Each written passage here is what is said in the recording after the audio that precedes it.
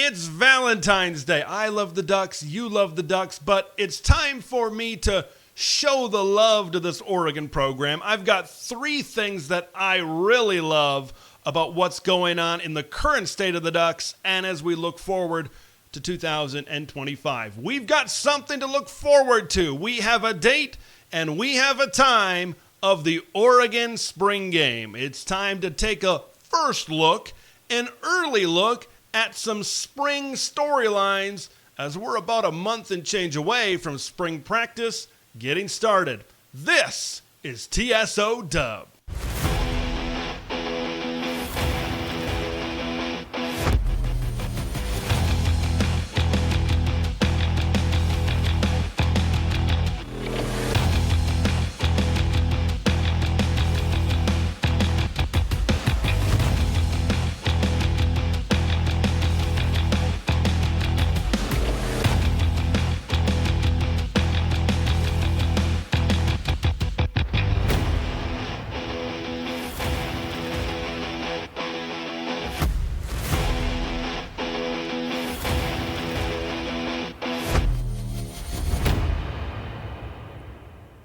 Welcome to That Show Out West for That Team Out West, an unbiased, neutral observer's view of Oregon Ducks football. I'm Ted LaRue. Happy Valentine's Day to everybody out there. We are showing the love to this Ducks program on this edition of TSO Dub. But before I get into that, I want to throw out a little bit of a teaser. We got a big announcement coming up on Monday.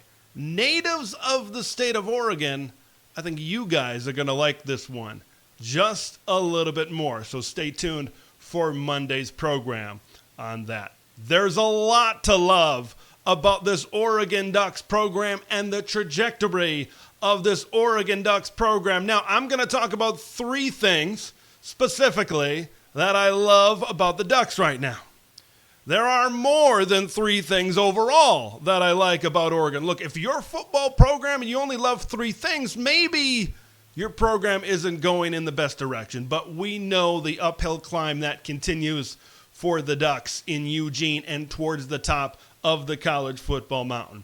The first thing that I love about this Oregon team right now, and hey, it's a team from Tracktown, USA, so this is the expectation. But I love the speed and how fast this team is projected and may be in 2025. Now, it is impressive when you lose one of the fastest guys in college football, when you lose one of the fastest guys at the Senior Bowl, probably going to be one of the fastest guys at the Combine in Tez Johnson, and you still are going to have a lot of team speed on the offensive side of the football. At wide receiver, you are going to have two guys that are running sub 4.45 type of 40-yard dashes. I think Evan Stewart is a guy that's going to put up pretty darn close to Troy Franklin numbers in 2023. I know those are high expectations. That was a record-setting season for Troy Franklin in that 2023 offense when Bo Nix was throwing him the football. But I think his pure track speed on the outside is really going to come into play. And the quarterback play has a lot to do with this. Dante Moore's ability to sling the football down the field, take advantage of the speed in one-on-one matchups, getting over the top is also going to be a huge factor in all of this as well. Out goes the speed of Tez Johnson. In comes the speed and the explosiveness of Dakorien Moore. That's a pretty good trade. I'll take that. And then you've got good big-time explosiveness of Jeremiah McClellan that I also expect to step up into a bigger role this season. Now, he might not be the fastest guy overall on the field, but he's fast for his position, and he's fast in the matchups that he's going to be going up against as well. I love the athleticism. I love the speed of one Kenyon Sadiq. I'm a big Kenyon Sadiq guy. I think Kenyon Sadiq has a chance to be a huge part of this offense, a bigger part of this offense than Terrence Ferguson was, and I think that's certainly saying something because you can do so much with Kenyon Sadiq. You can put him, because of his speed, his athleticism, combined with his size and power as a tight end, you can do so many different things with him. And they've already set a precedent that they will do different things with him. They're going to line him up in the slot. They're going to get him involved in running concepts on jet sweeps or whatever. And they're going to line him up in the typical tight end position. And they're going to create unfavorable matchups for the defense. And his speed at the tight end position is a big, big part of that. And then you go to the defensive side of the football. And you might have pound for pound the fastest guy on this Oregon football team in Devin Jackson at linebacker. We saw how he was able to step up this year alongside of Bryce Betcher. Out of maybe all of the players on this Oregon football team this season, I may be most excited about the progression that Devin Jackson could make this season. Last year, he kind of burst onto the scene a little bit, maybe to some people a little bit unexpectedly. But now this season, he's expected to be in that starting role alongside Bryce Betcher. He's going to be getting a lot of those number one reps. He's going to be in a leadership role, and I expect his development to take a really big jump, his speed to do anything on the football field, be a very versatile linebacker, to be able to pass rush, to be able to flow to the football, bring down the runner on the outside, find the gap on the inside. I love the speed that he has in the middle of this defense. You got big speed guys coming off the edge. You got a lot of speed out there in the secondary. This is just par for the course, though, for the Oregon Ducks. But I love it anyway. Now, when you have the success that the Oregon Ducks had last season, going 12-0 in the regular season, winning the Big Ten championship in their first season in said conference, a lot of times in modern college football, that equals a lot of turnover on the coaching staff. Another thing I love as we look forward to the 2025 Ducks is the retainment of this coaching staff. And not only keeping them in Eugene, Oregon, but these coaches are also really, really good. I think an underrated part about what Dan Lanning has done as head coach of the Ducks is surround himself with really, really good people. That's a key part of the development and the continued progression towards the top of the college football mountain for these Ducks. They've only lost one coach, one significant coach on this staff. Of course, that being Junior Adams. Rashad Samples, we had to do it 3 in a row. The streak continues of mentoring Coach Samp here on this show. Alik Terry, can't say enough good things about him, both on the field development with Josh Connerly now being a late first round, maybe early second round draft pick, and then what he's doing from a recruiting front as well on the O-line. They're eating it up. No question about that on the trail and bringing in really good talent. Coordinators, Will Stein. Now, some of you out there may not exactly be thrilled with all of the screen passes maybe towards the end of the season, but put that aside.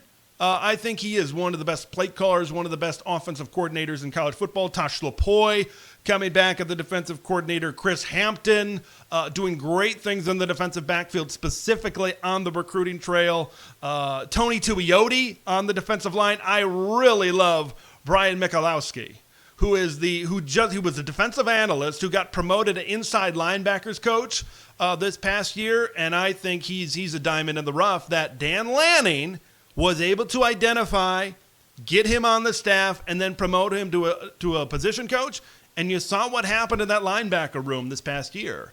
When you had injuries to a guy like Jeffrey Bassa, when Justin Jacobs was a little bit banged up to start the season, a guy we just talked about in Devin Jackson.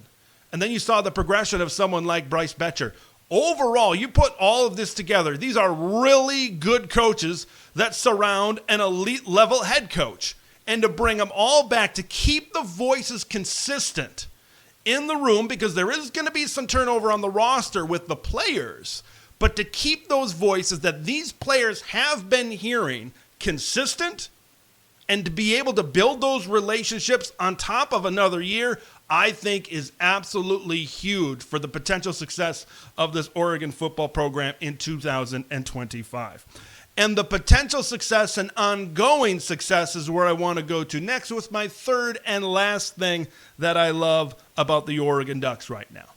It is their place in college football. It is the recreation of these ultra-high expectations in Eugene, Oregon. Right now, this era that we're living in feels a lot like that 2008 to 2014 era for the Ducks, where they finished 6 of 7 years in the top 10. From 2010 to 2014, they finished in the top 5 4 of 5 years. I look at that era, and then I try to capture the feeling of this era. I think this era is taking it to another level. I think this coaching staff and this program where it's at right now is doing things that Mike Bellotti and then eventually Chip Kelly were not doing. They are recruiting on an ultra elite level. They are so good, whether it's recruiting or development in the trenches. We talked about speed before. Of course, that's something that Oregon has been known for a long time. No one was faster and could create more explosive plays, specifically in the run game, during that era than the Oregon Ducks. But now Oregon can do so many different things, and they're so much better at so many other different positions. This is an Oregon football program that finished 6th in the final AP poll in 2023. Of course, this past year, they finished 3rd in the final AP poll. It's the first back-to-back top 6 AP poll finish since 2011 and 2012. It feels like we're entering, and the 2026 recruiting class certainly has a lot to do with this. It feels like we are entering a true one-of-a-kind golden age of Oregon Ducks football. Whether you're a fan, whether you're a follower, it is a great time to cheer and to follow this Oregon Ducks football program, certainly. All right, so in the spirit of Valentine's Day, what do you do with your significant other on Valentine's Day? Of course, you go out for a nice date.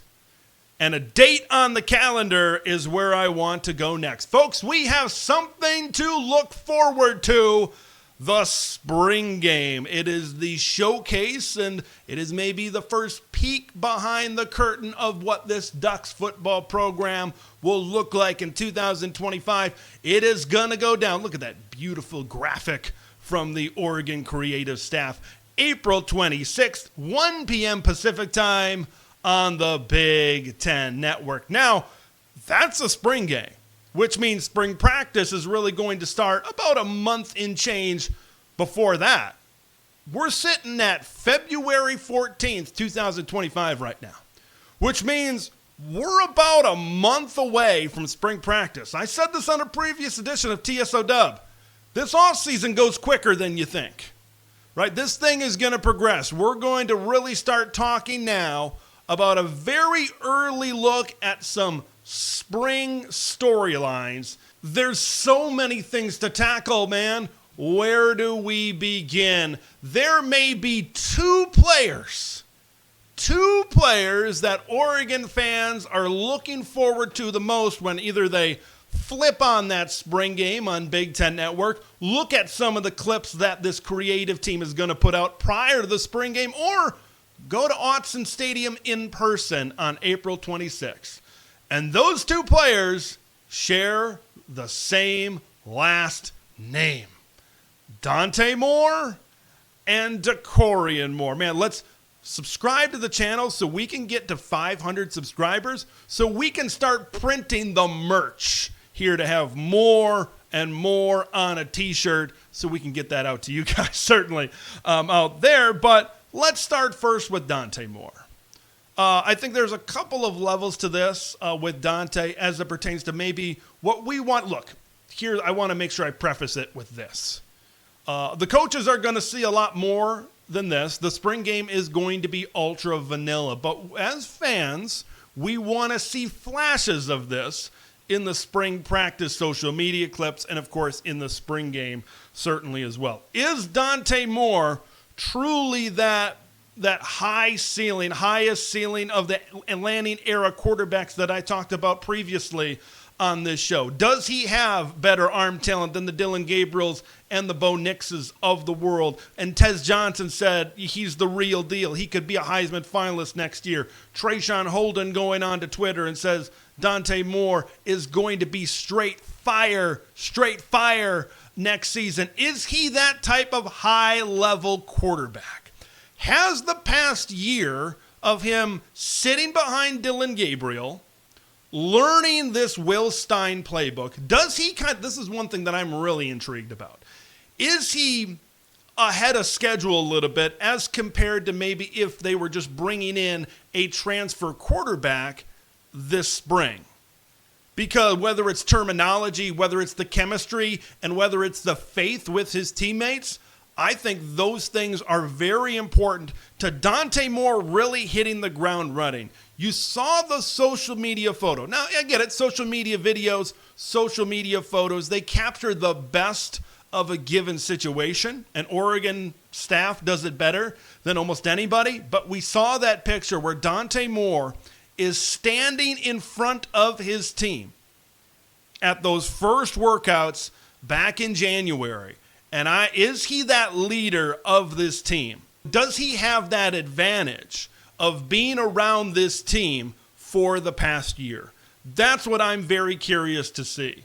And you might be able to see that type of stuff and how he's interacting with his teammates between snaps, and maybe when the Austin Novosads and the Luke Mogas are also in at quarterback. Those are things that I'm really, really intrigued about. I know every Oregon fan wants to know just how good Dante Moore is going to be. Maybe we'll get a glimpse of it this spring. Dakorien Moore. Now, when we look at spring practice and the spring game, I talked about how vanilla, especially last year's Oregon spring game, certainly was. But a lot of times we can try to decipher, is this guy playing on the first team? Is he playing maybe on a second team? Who is he grouped with? Who is he playing with? Sometimes that tells us a little bit or gives us an inside track as to what the coaching staff really thinks of this player. And Dakorien Moore, a lot of people, including myself, feel very confident that he's going to be playing with that first team. Is he lined up alongside Evan Stewart? Is he lined up with Dante Moore throwing him the football when the spring game gets started on April 26th? That's what I want to know. Or does this coaching staff feel that maybe he needs a little bit more to be able to get to that type of level, and maybe there's some other more experienced players that are ahead of him at this point in time? And does he give this offense something that it hasn't had before at the wide receiver position? We want more. Man, I can't wait to see these guys on the field in Oregon uniforms. Let's go to the defensive side of the football now. We're talking more now about position battles. Dante Moore, we know he's going to be the quarterback. Dakorien Moore, we got a pretty good feeling that he's going to be in that top wide receiver rotation. But now this is where spring practice really gets spicy. This is where spring practice really gets fun. And this is where it's really important for younger guys and guys that are looking to step up like we're looking to see in the secondary. Spring practice lays the foundation for guys maybe being the leaders in the clubhouse in a specific position battle as we head more towards fall camp. This is a complete line change in the secondary. I think in terms of specific position into a starting spot, Dylan Thieneman is really the one that I feel, all right, he's going to be at safety and he's going to start. You have someone like Theron Johnson. Hey, could he play nickel? Yeah, he could. Could he play corner? Yeah, he also could that. He was an all Big Ten corner over at Northwestern. Who is going to play beside Dylan Thieneman at the other safety? That is a big position battle that I've got my eye on here throughout spring practice. Peyton Woodyard, Trey McNutt, Kingston Lopa, Aaron Flowers. Hey, there's a lot of stars in that room. 4 stars. Trey McNutt, 5 stars.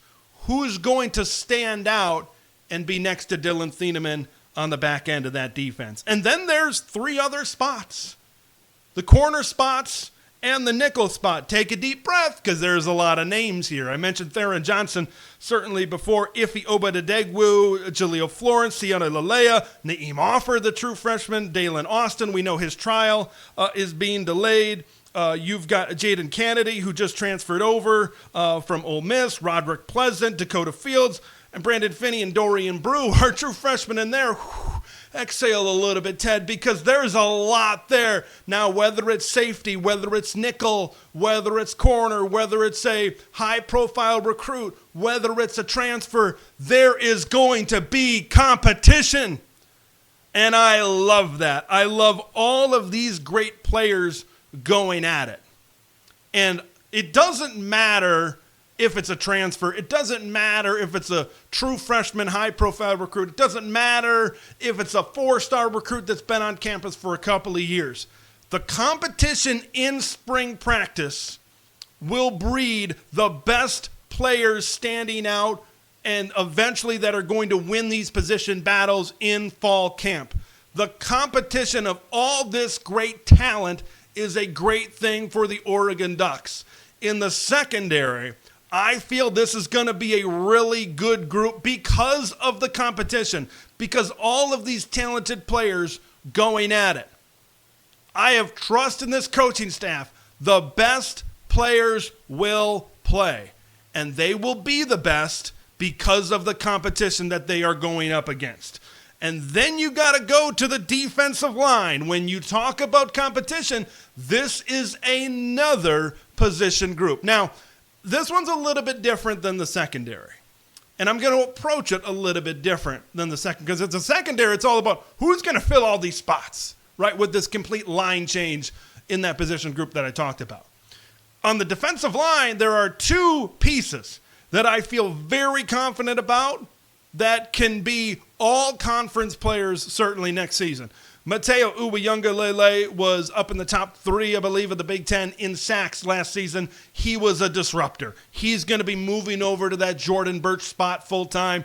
He's going to be great. He's going to be awesome. I have no doubt about that. That's not a position battle at all. The defensive tackle. You lose 2 defensive tackles. I think Amari Washington is going to take. I talked about Devin Jackson before, a guy I'm really excited about to monitor to see how big of a development he can make. I think Amari Washington, who played in all 14 games last season and was a constant part of the defensive tackle rotation, I think he's going to step up. And I think he is going to fill one of those voids on the defensive line. I'm really excited about the jump that he can certainly make, maybe towards an all-conference player, certainly this season.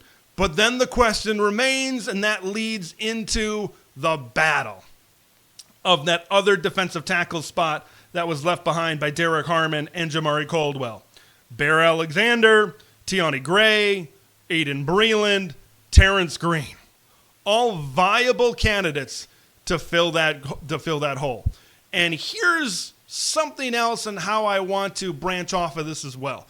I've heard people on the Twitter sphere, I've seen people online that said, hey, this defensive line group, this is going to be a really good group, and it could maybe be the best position group on this Oregon Ducks football program. And I think that foundation is going to start to be laid in the spring. How competitive is this defensive line battle that's going to fill that other tackle spot? I think that's going to tell just how deep that this defensive line group certainly can be. And then you look at the edge players past Mateo and Tatum Tuioti, Elijah Rushing and Blake Purchase.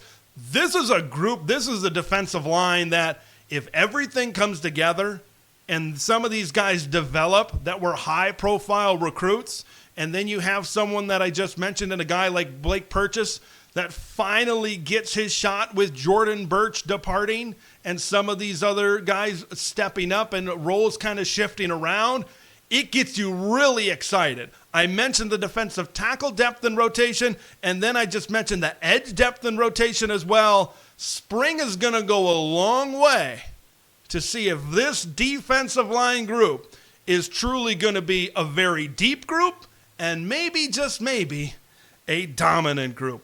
Folks, the 2025 season is really starting to come into view with spring practice a month and change away. Those are 3 things that I love about this Oregon Ducks football program. Those are 3 storylines that I have looking forward to spring practice. If you've got other things you love about this Oregon Ducks football program that I didn't touch on, please leave them in the comments below. If there are other spring storylines, position battles, etc. that I didn't mention, because there are many, many other spring storylines, please leave those in the comments below. I'm Ted LaRue. This has been That Show Out West.